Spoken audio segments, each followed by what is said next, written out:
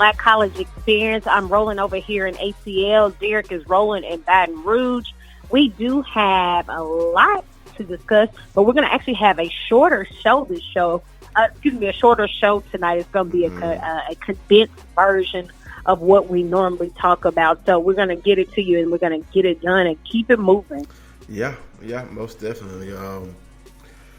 Keisha, I mean, everyone knows what's been going on across our great nation. The spread of the coronavirus or COVID-19 virus, and it is just taking its toll on HBCU sports.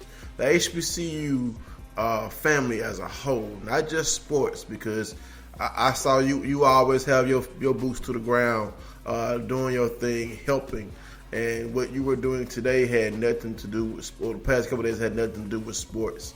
So first and foremost, first thing we're going to talk about before we talk about any sports updates that we have is just the impact of the COVID-19 virus on HBCUs, not just sports, but as a whole. So, Kels, let everyone know what you have been doing in response to the impact that the COVID virus has had on HBCUs across the United States.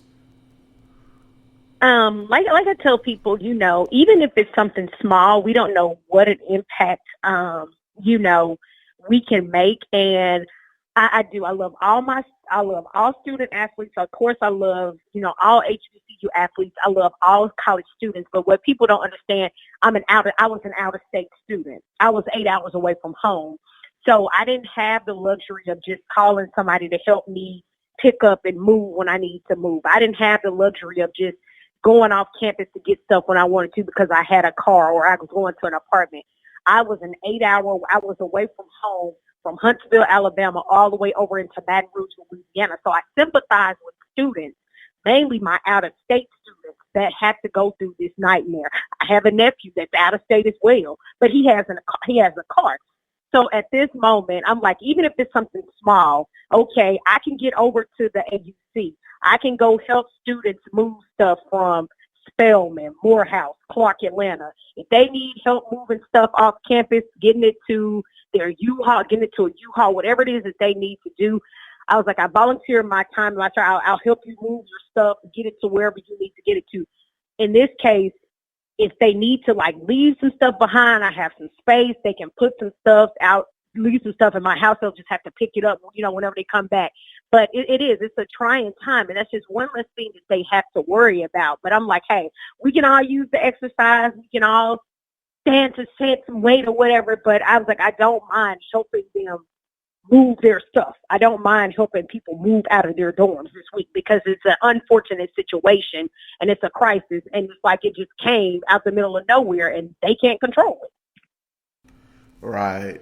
And that's the thing. That's one thing I love about you. I mean, you go over and beyond. I mean, I love HBCU sports, but I love HBCUs too. But you go overboard. And when I saw that, I said, that is typical Keisha Kelly. Rounding up the troops, trying to rally people to the cause of helping HBCU students and student athletes out. And I applaud you for that. I mean, it was just, when I saw that, I was like, yeah, I figured Keisha would be leading the charge. And here's the thing, you're doing it because you understand what those students are going through.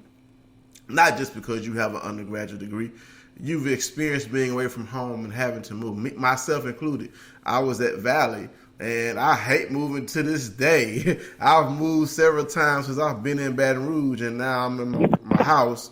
So for these students to have to move like this due to this unprecedented shutdown of universities, sports, jobs, I mean, it's unprecedented, and you have a lot of people who are complaining about the shutdown or the cancellations due to the virus. But I mean, this is serious. This isn't some political hoax. This is serious, and this, as HBCU advocates, we're not going to talk about the other, impact. We're worrying about the HBCU impact. That's what we're worried about, and that's what we're here to discuss today. Just how HBCUs have been impacted. And up first, Kels, the two biggest impacts where HBCU sports are impacted, Kels, is the SWAC and MEAC basketball tournaments, postseason tournaments, were canceled. We were able to get the CIAA, the SEAC, and the GCAC's championships decided. But due to these cancellations, the SWAC and MEAC men's and women's basketball tournaments were canceled. And I can only feel for the seniors. I can feel for not just the seniors, just everyone involved. Worked hard. Jackson State's women's basketball team, coached by my good friend Tamika Reed, worked hard this season. You know what I'm saying? Southern's men's basketball season, second year under Coach Woods, worked hard this season to bounce back. Southern's women's team trying to defend their crown. North Carolina and NCCU, two rivalries that have just been on TV, not just in basketball, but in football as well. Having their seasons come to an end like this. And just to talk about the basketball impact, Kills, I mean, before we talk about the other sports, just talk about how it made you feel when you saw that. Because at first they were saying, we're going to play the games, but we're going to play them with our fans. People were upset about that. Oh, how are they going to play games without fans? So talk about your response. I saw you respond on social media but let everyone know how you felt about the initial response when the word came down that we will play the games without fans. When the initial response came out, I was like, okay, I was hurt, but I'm like, okay, we can still see what's going on. This does still give them a chance to play and compete. And again, you have to look at your seniors and your student athletes and understand where they're coming from. And then when they said, okay, that was on Tuesday then, or whenever that was. And then, that was Tuesday. And then on Wednesday night, got the email saying, okay, we're just going to, they were going to restrict it. Okay, well, here's your media pass. Okay, you're cool. You're good to go. So I'm like, okay, well, I'm still going to Birmingham. I don't care if it's me, parents, coaches, and the athletes playing is fine because that's our job. We still have to do our job as media. We still have to travel. So that's fine. But then when they said that they finally canceled it, it was, in my mind, like I said earlier, every student athlete, every coach, they have a right to be hurt. They have a right to be mad. It's their seasons. And that's every student athlete across the board, every college, university. It's their right because it came to abrupt end. It's nothing that they can control, but for our own selfish reasons. And it's human nature to be selfish. We can only just think, what if? And what's funny is the MEAC was last. I knew, I was like, okay, well, if Commissioner McClellan is saying it's over with, I know Dr. Thomas is going to be next. And then, the MEAC council, but it was. I was actually like, oh, okay, we're still going to Birmingham. We still got a chance, but it is. It's just unfortunate. And I think it's more so, it's unfortunate in a way that I've had student after student athlete call me, text me, inbox me, whatever, talking about they can't believe this is it, this is the end. And I sympathize with some of them. I cried with some of them because it's just hardening because it's just like, it's kind of like somebody snatched something away from you. And you don't know how the season was going to end. None of us know how the season was going to end. Right. But this coronavirus is something, it's big. It's something that people are not taking serious. You're right. I agree with you there. It's major. People are not taking it serious, and it's a major thing. And, people are joking about it. They're still going about their daily lives. And I have, I'll be working from home. I'll still be working on stuff. But I've gotten to, I went outside to breathe the air so I wouldn't be in a closed environment as much as the gym. But the gym was empty. So I was like, okay, it's like I went to the movies. There was like two people in the movie. So nobody's out where I'm at. No matter where I'm at, nobody's at where I'm at. Nobody's in those places. I'm fine with that. But it is. It's something that people aren't taking it serious. And I said, I guess we don't take it serious until it hits home. Right. So actually, we were out at the house basketball game.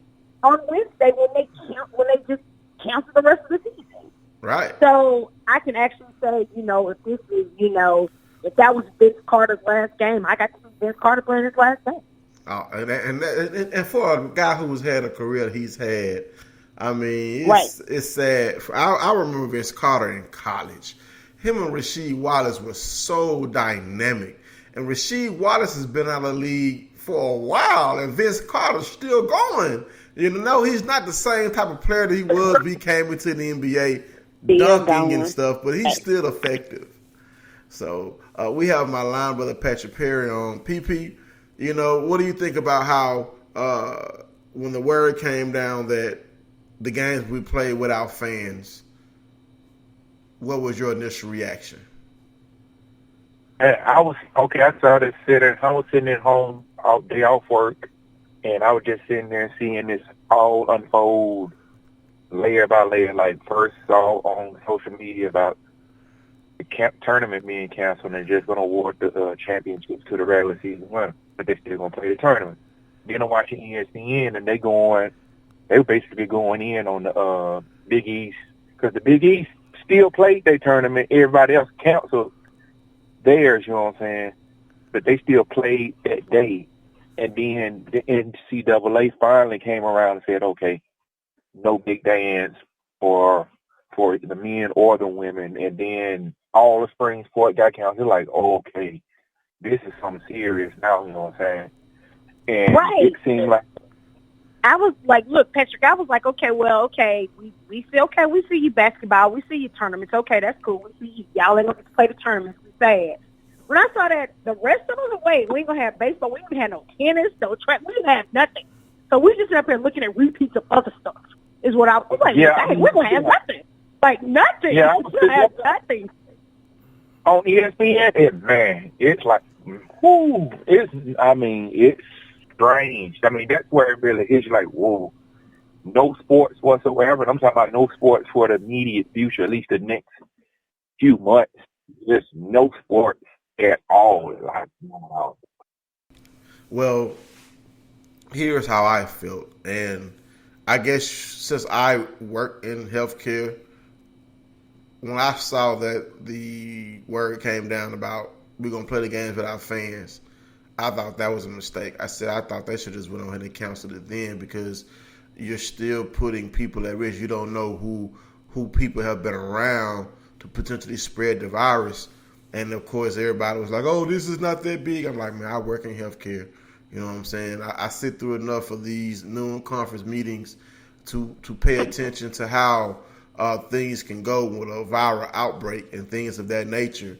No, I'm not a medical person. I'm the IT guy.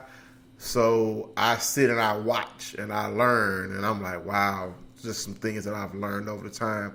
But when it came down that they were canceling the tournaments, I was for that. When they were canceling the spring football, baseball, softball, I was for that.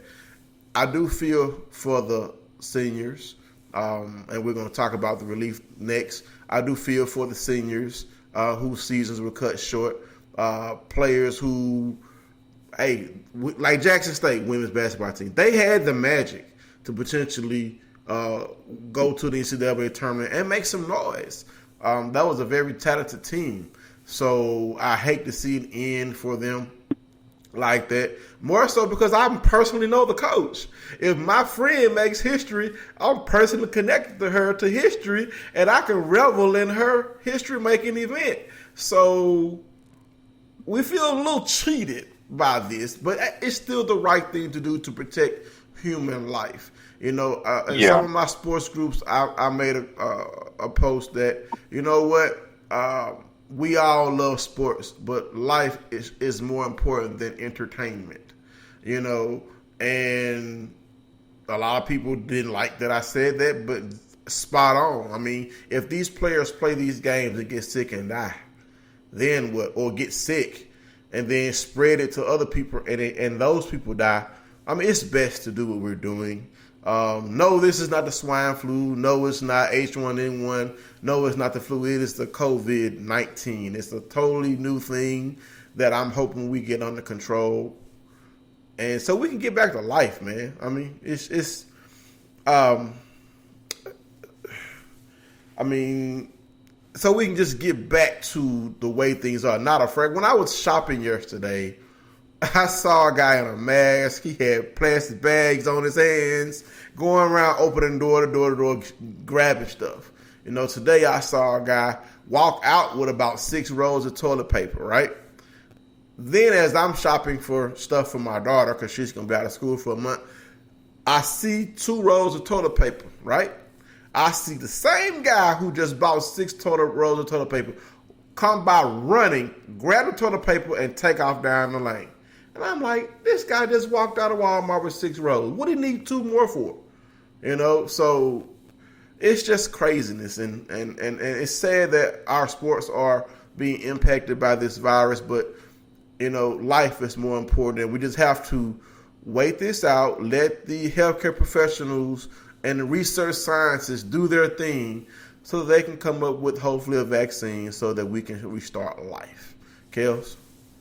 So at this time, okay, so I picked up something creative to do, and I was like, okay, maybe I'm going to disconnect from social media. If y'all had one thing creative that y'all would do, just one thing, if y'all were stuck in the house, what is that one thing you would do? Wait, man. You can't, but it can't be social media. It can't be nothing electronic. Oh, I got. I'm gonna tell y'all what I would, but y'all go first. I got pet turtles, man. I got a hobby. I'm building a bioactive tank for my 2 pet turtles that I have, and I've started building it. I have the bottom layer in. I have the riverbed, rock bed in. I'm just waiting to get the soil. I've been kind of scared to order the soil because I'm like, okay, I don't want that pack to come here covered in COVID, you know. But right now I have them in a regular tank. That's just a regular tank that I have to maintain. But I have a hobby of I'm going to be building bioactive tanks for reptiles. That's going to be my new hobby. Okay, Patrick. Oh, nothing electronic, man. Oh, man, because I was there. If we got to sit at home a few weeks or whatever, I can get back to playing around making beats and stuff like that. But if it ain't that, I'll probably go fishing. I haven't been fishing in years, so I'll probably go and just sit on the bank all day and just put a pole in the water and see what I can catch. Right. He said sitting on the dock of the bay. And me personally, I am going to color. So I got like a bunch of different pictures in a coloring book, and I'm going to just color. And it's like a different, like an African art. So I'm going to, after this, I'm going to take the color pencils, and I'm going to color. You going to post some of them, well, when you finish, are you going to post them on social media so we can see it? I will. All right. I will. But like, this is what I do with my time. Like I was. And the crazy thing is that a lot of people don't know this. It's 4 of us. I have 3 sisters. I have a twin sister, 2 older sisters. And so a lot of people don't know. My oldest sister is, mentally incapacitated. So that's her favorite pastime. She colors. I mean, she will color. She will cut. She will probably color a whole room, paint a whole room if she wanted to, because that's what she does. And that's just how her mind just goes. And she's just coloring and coloring. And before I know, it's like 85 pages colored. But I was like, oh, I think I'll just pick up some color pencils and I'll do the same thing. And that's exactly what I did. Awesome. All right, so we're going to take a quick commercial break. And when we come back, we're going to talk about the potential relief that HBCU athletes across the NCAA Division I and Division II will possibly receive in response to having their seasons cut short due to the COVID virus. We'll be right back in about 31 seconds with more Black College Experience. I already knew that I was going to go to college, from a young age. I definitely want to major in political science. After that, I'm going to get my law degree. Then I'm going to come back to Detroit, boost the economy, become the mayor or something, try to make the situation better for other people. I feel like I owe it to the city. I'm determined. It's gonna happen. My name is Justin, and I am your dividend. All right, we're back with more Black College Experience. And in one of my social media groups, we were talking about the impact of players losing their season. Seniors, underclassmen, draft eligible, or students who just want to start life. And one guy said the NCAA needs to grant these guys and ladies an extra year of eligibility. And I'm thinking in my infinite wisdom, hey, they're not going to do that, man. I mean, you got the freshmen coming in.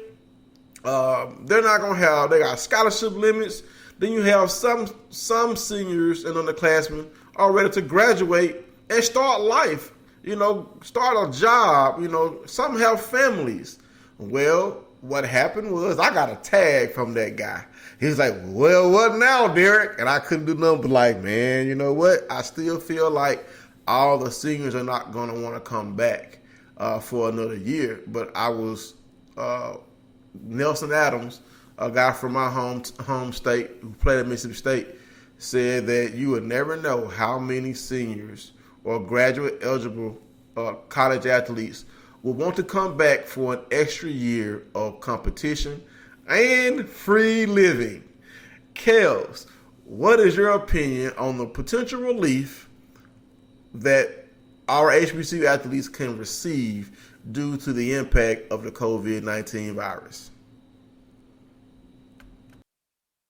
What is my feelings on, what was that? The potential relief of them possibly getting granted an extra year to come back and, compete for this lost year.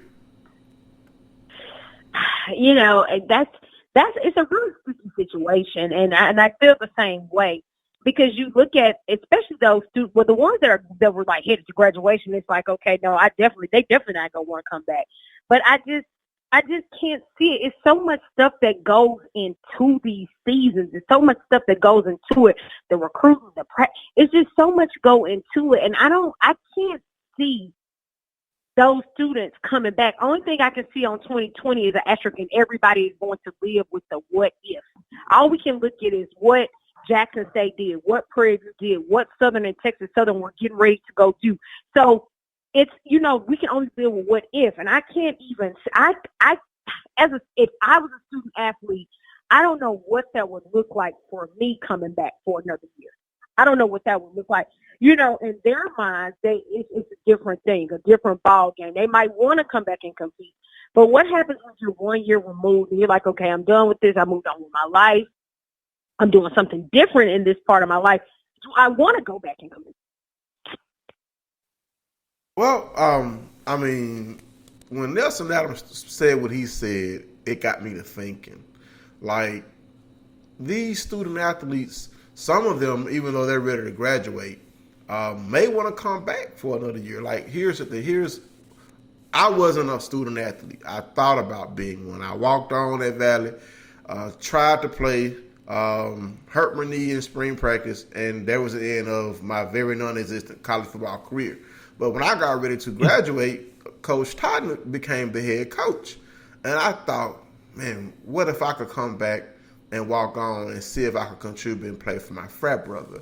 Do I want to come back after I graduate and do that? I seriously thought about it.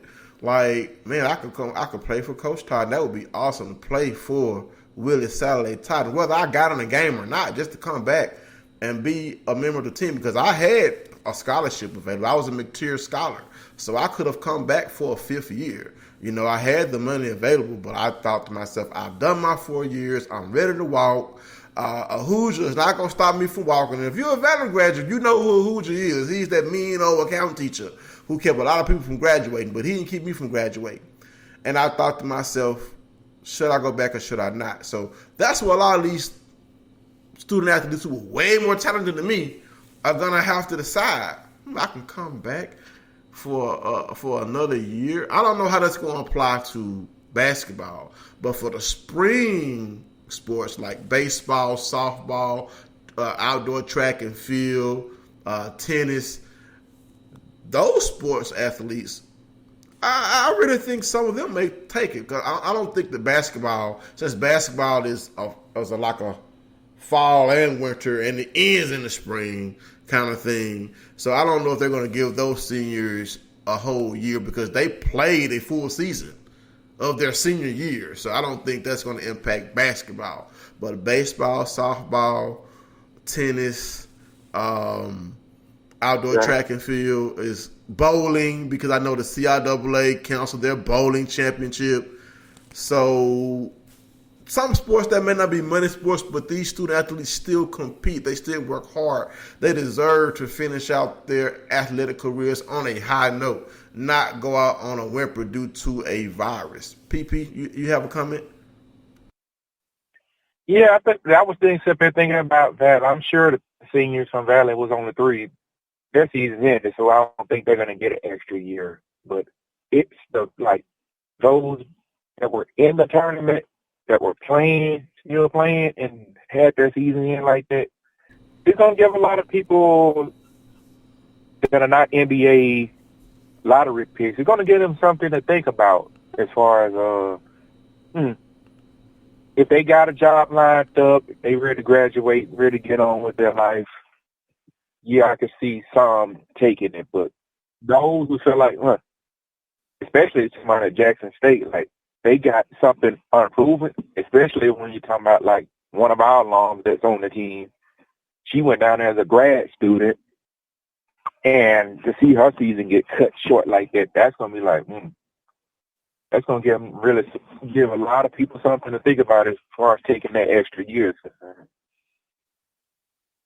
You're right. So I guess we'll see how many student athletes take that offer, how many of them are going to decide, I want to come back for another year, whether I'm ready to graduate or not. But what about the ones who are not seniors? They can take that extra year and stay maybe and play 5 years instead of 4, or 4.5 years instead of 5. So, hey, whatever happens, I'm for this, but I also feel like student athletes need to make the best decision for life going forward. If you have a athletic future playing sports, be it overseas, you feel you have a chance to make it professionally in the here? I mean, hey, maybe time for you to take that chance and just go for it. Or if you feel like, you know what, I left something on the field, I want to come back and see what I can do with that. So I guess we'll see what happens. Like I said, I don't necessarily know if this is going to be offered to basketball players since they played a full season, but I definitely know it's going to be for baseball, softball, and the rest of the spring sports. Now, for one of our last topics, Kels, I know this cancellation hit you hard because when the news of this event was first announced, I know you were excited. You are like a megaphone for HBCU Sports. I'm going to start calling you megaphone. That's what you are. You're a megaphone. So when the HBCU Combine for the NFL was canceled, talk about how that made you feel. Talk about what you heard from some of the athletes that were invited to the Combine, how they were affected, just your response to the HBCU Combine being canceled due to the virus going around. Well, I was actually out and somebody texted me and was like, hey, the Combine has been canceled. I see it coming across the ESPN screen. And I was like, well, okay. I started looking for it. I was like, I hadn't saw it. I hadn't heard anything. Nobody told me. And then I started getting multiple phone calls, and I'm like, oh, okay. So after that, I got another phone call from somebody actually. It was like NFL Network. It was like, you hadn't seen, if you hadn't heard, it is confirmed.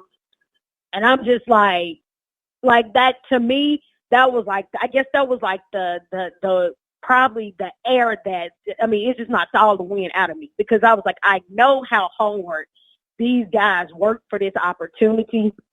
And I know that we don't get the due just that we're due. We don't get the exposure that we deserve.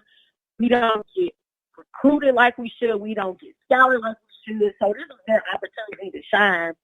And when that happened, I was just like, for me, that was just it. I was like, of everything that has happened, like I said it before and I'll say it again, pro athletes will be okay. Student athletes won't be okay because they're still trying to get to that level.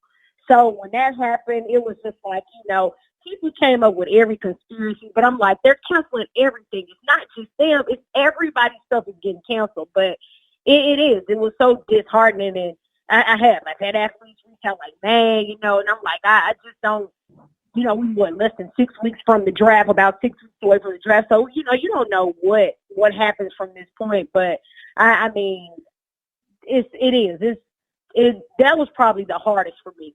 The fact that they canceled it, because I was really excited. Like, okay, well, maybe this is a time you got 51 people getting ready to go out and attempt to make a roster, and even if you only took half of it, you took 15 of them. It's only 7 of them made it. Somebody had made it, but they had the opportunity, and it's like the opportunity was just snatched away from them right in front of their eyes.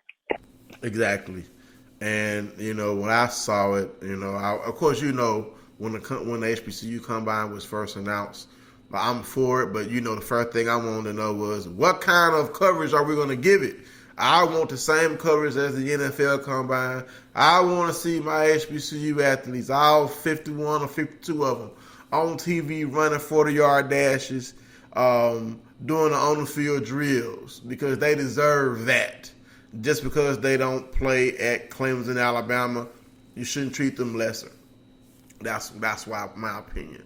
So having this opportunity snatched away from HBCU players, it's going to impact some young man being able to impress a scout that hadn't had a chance to really have his day in the sun. I know some teams still had pro days before everything got canceled.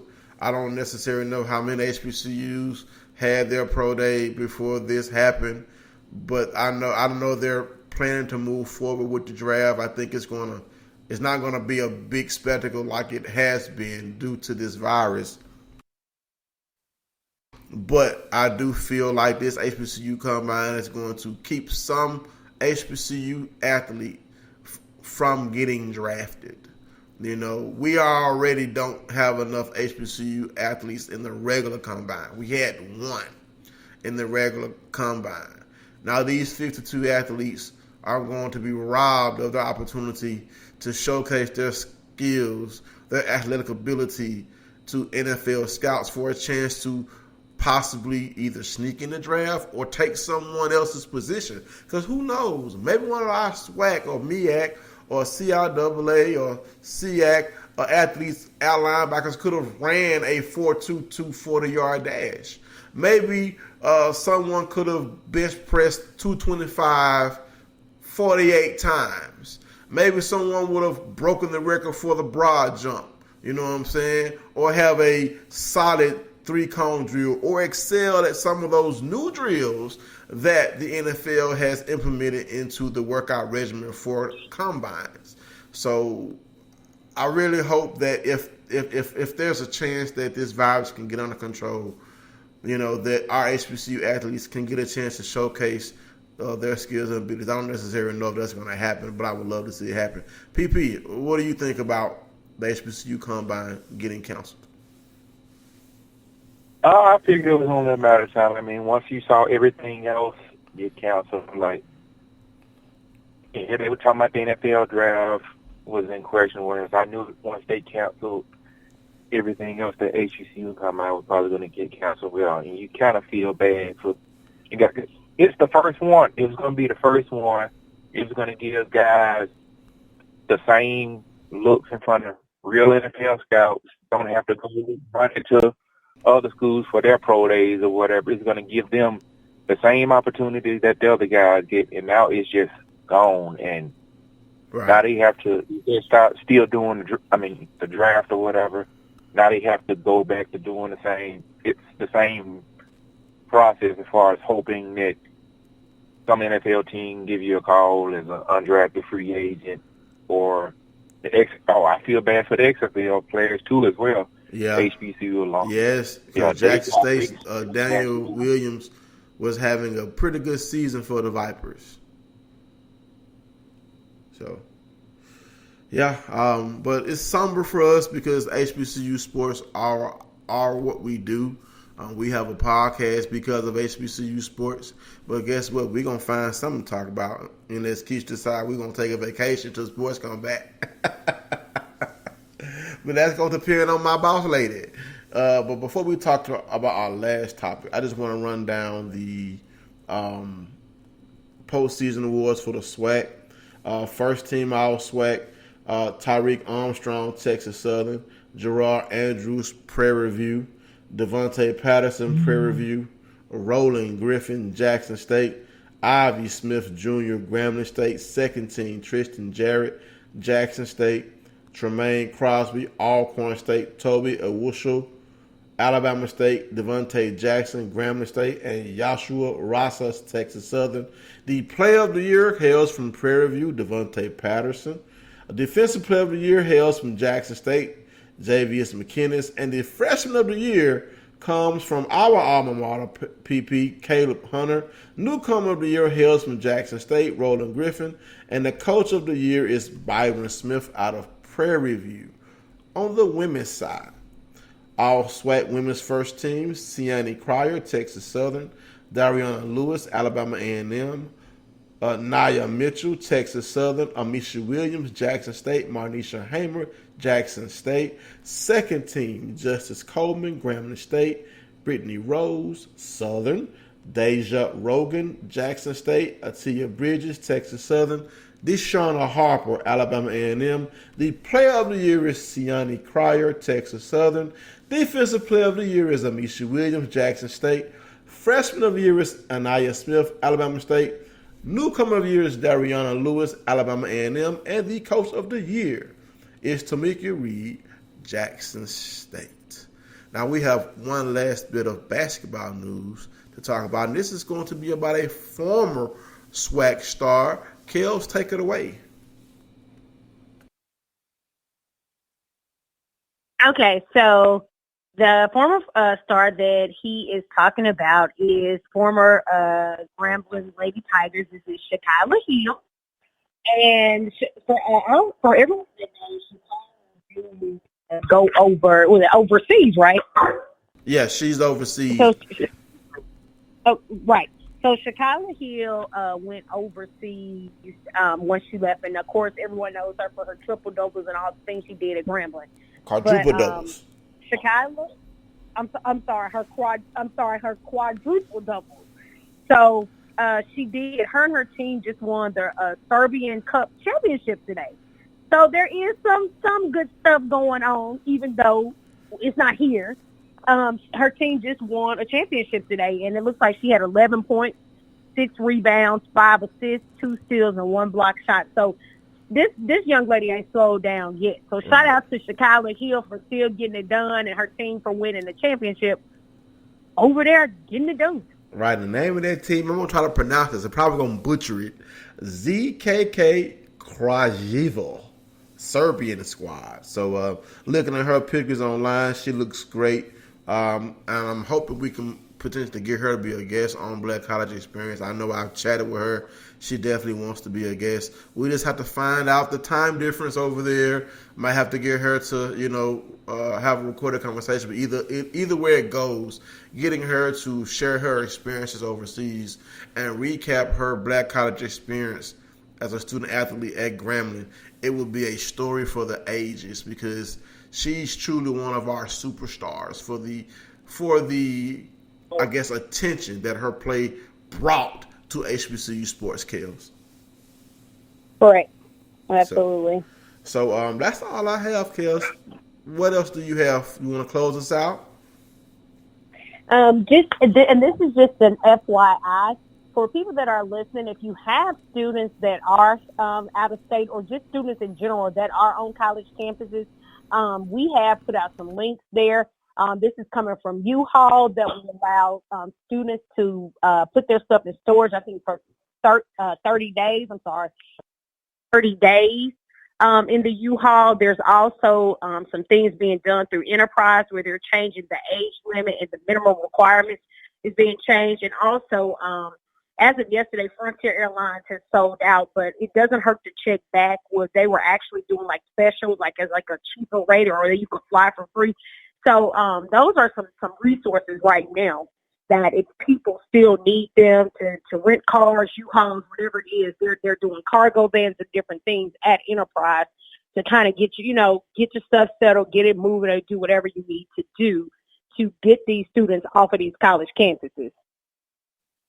Exactly. So on that note, I just want to say my parting shots is stay safe, wash your hands, be hygienic. If you're sick, stay at home.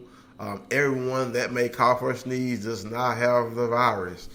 My allergies are crazy. I cough, I sneeze. I don't have the virus. Right, so, and it's about to be pollen season too. It's crazy. Because I take nasal spray and everything for my allergies. So, this is a bad time for people like me. Where people looking at me like, Derek, do you have No, I don't have the virus. You know what I'm saying? I just have bad allergies down here in Louisiana. And, I just want to pray for everyone. If you're not in an affected zone, still use good hygiene. Take care of yourselves. Pray for the people who are infected, their loved ones, that the people who cure us and provide us health care can solve this conundrum and find a way to, I guess, get a handle on this virus so that we can get our sports back because, it's March, April, May, June, July, August. We're going to be ready for football. You know what I'm saying? Valley could win a SWAC championship this year. We could play Southern in the SWAC championship this year, come down here to Baton Rouge and escape with another victory again. So we need football to be back, Kels. Okay, so on that note, we're going to let Derek just keep on thinking that all of that is going to happen. All of that stuff is definitely not going to happen. We will catch y'all next time. If anything changes, we'll let you know. Good night. Peace out.